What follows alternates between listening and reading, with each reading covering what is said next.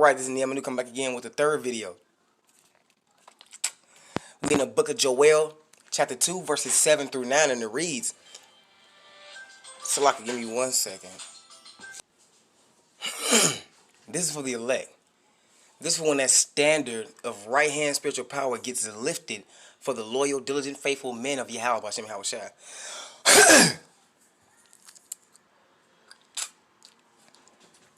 They shall run like mighty men. They shall climb the wall like men of war. And they shall march every one on his ways. And they shall not break their ranks. They're not going to be unorganized. They're not going to be looking crazy.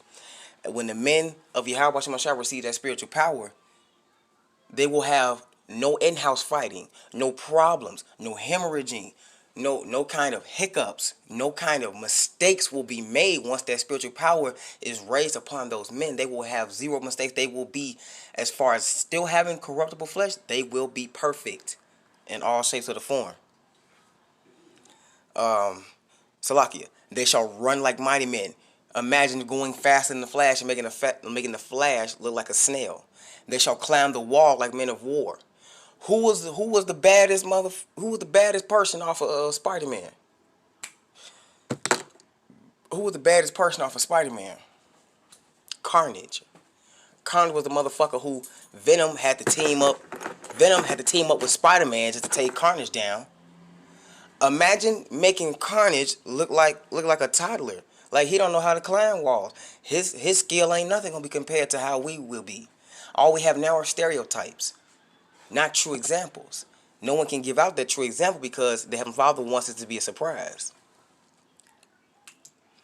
For us to have unfathomable, for it to be unfathomable, you cannot fathom it. You can't think about it. No one has been able to think about an idea, get a vision, anything like that, some kind of outside or inside internal inspiration, and come up with any kind of spiritual power or cartoon, drawing, show, artwork of spiritual power, period, that will compare to what the men of Yahweh Hashem Yahushua will be displaying at this time, at the hastening of Yahweh Hashem Yahushua, at the Armageddon, at the apocalypse, when Isaiah 59:19 takes place. Neither shall one thrust another. I mentioned ain't no in-house fighting. Ain't nobody gonna be sitting there looking at, none of the elect will look at another one of the elect and be like, all right, bet, well, since you got power, I got power, let's fight each other. None of that is happening. No disputes. No, matter of fact, fuck it. No in-house fighting pretty much takes the cake. That summarizes all fighting. No in-house fighting. Ain't gonna be no fighting amongst the elect.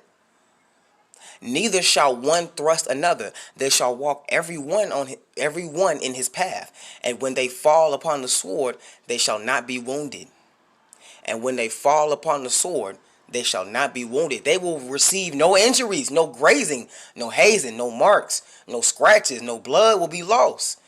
What the Heavenly Father say? Not a hair on one of the elect's head. Well, not a hair on one of the elect's head. Lord willing, that's how much more you should be. That's how much more so you should be doing the work. But Lord willing, I pray to be amongst that particular number in the mighty name of Yahushua. Verse 9, they shall run to and fro in the city. They shall run upon the wall. They shall climb up upon the houses. They shall enter in at the windows like a thief, wherever evil and wickedness is residing at. It does not matter how ludicrous the place is. It doesn't matter how out of reach the place may seem. If wickedness is there, we on the way to regulate. Now, how much more so should you be doing the work to be a part of that regulation? And with that, I can get to the fourth video.